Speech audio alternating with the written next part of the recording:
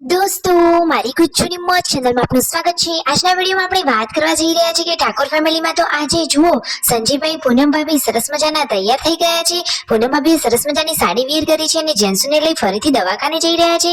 ડોક્ટરે શું કહે છે, હજુ તેના હાથ ઉપર સોય લગાવેલી છે તો હવે સોય કાઢવાની છે કે હજુ ઇન્જેક્શન લેવાના છે। અને આજે તો ઘણી બધી શોપિંગ કરી, બાબરીનો ઉત્સવ આવતો હોવાથી ઘણી બધી શોપિંગ કરી લીધી છે। તો શોપિંગ શેની વસ્તુઓની કરી અને આજે તો પૂનમ ભાભીને આ કેવું સપનું આવ્યું કે રણજીતભાઈને તો બધાએ માર્યા, મોટા ભાઈને આજે કોણે માર્યા, કેવી ઘટના બની હતી અને અચાનક આવું સપનું કેમ આવ્યું હતું, એમને જણાવતા શું કહ્યું, બધું જ જાણવા મળશે તમને મારા આ વિડીયોમાં।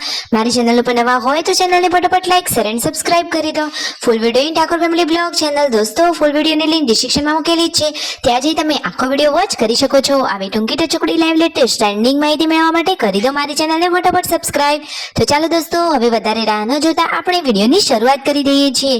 તમે વિડીયોમાં લાઈવ નિહાળી રહ્યા છો કે આજે તો પૂનમ ભાભી સંજયભાઈ વિસનગર હોસ્પિટલે પહોંચી ગયા છે। જેન્સીને દવાખાને લઈ જવાની હતી એટલા માટે। તો જેન્સીને તો હવે કદાચ આ લાસ્ટ ઇન્જેક્શન છે, હવે એને આજનો દિવસ જ ઇન્જેક્શન લેવાના છે।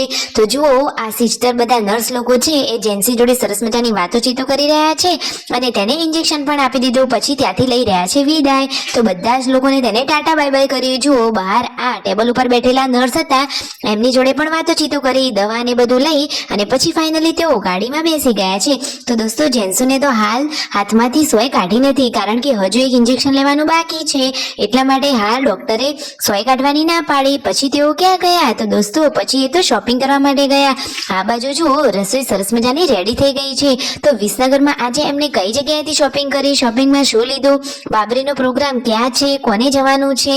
તો જુઓ ઘરેથી વિયુ તો વિડીયો કોલ કરી રહી છે કે મમ્મી મારા માટે નવા કપડાં લાવજે, મારે તો બધા કપડાં જૂના થઈ ગયા છે। તો આજે તો પૂનમ ભાભી અને સંજયભાઈ વિસનગરની ગલીઓમાં શોપિંગ કરવા માટે પહોંચી ગયા છે।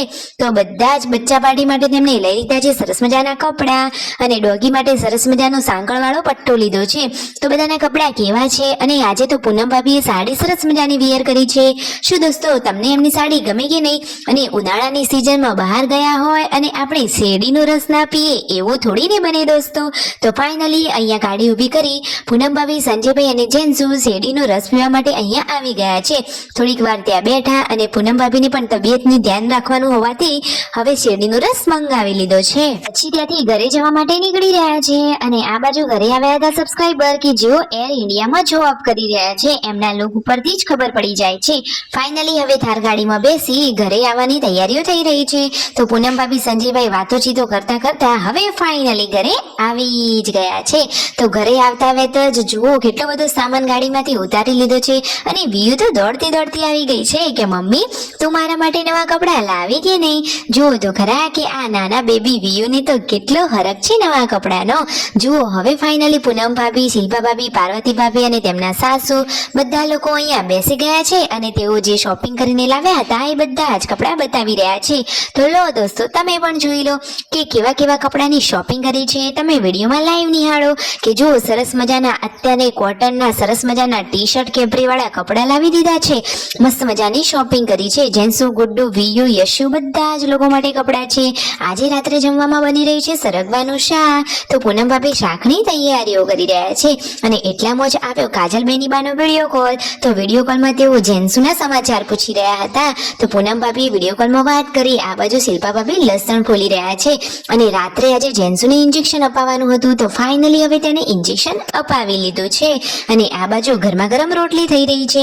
અને દોસ્તો, આજની એક ખાસ વાત કે પૂનમ ભાભીને તો કેવું સપનું આવ્યું હતું તમને ખબર છે? એમને તો એવું સપનું આવ્યું કે મોટા ભાઈને તો બધા લોકોએ ભેગા થઈ અને માર્યા, એ પણ ઘરના જ લોકોએ ભેગા થઈને માર્યા। તો રણજીતભાઈનું તો હવે આ જ બન્યું। આવી રીતે પૂનમ ભાભી અને પાર્વતી ભાભી રોટલી બનાવતા જાય છે અને રણજીતભાઈ સાથે આવી વાતો કરતા જાય છે। તો જુઓ તેમને તો સપનું જણાવી લીધું। તો પૂનમ ભાભી કહે છે બાપ ક્યારે આવું સપનું સાચું ના પડે। જુઓ અને પછી રાત્રે બધા જ લોકો સાથે જમવા બેસી ગયા। જમી પરવારી બધા લોકો પોતાની પથારી કરી રહ્યા છે અને પૂનમ ભાભીનો આ હસતો ખેલતો ચહેરો હંમેશા આમ જ હસતો રહે, ભગવાન તેમને હંમેશા ખુશ રાખે। આ તો એકદમ હેપી ફેમિલી છે। પૂનમ ભાભીને તેમની તબિયતનું ધ્યાન રાખવાનું છે, હેલ્થ સાચવવાની છે અને હંમેશા આવી રીતે હસતા ખેલતા રહે। વાત સાચી લાગી હોય, વિડીયો ગમે હોય તો કરી દો ફટોફટ સબસ્ક્રાઇબ।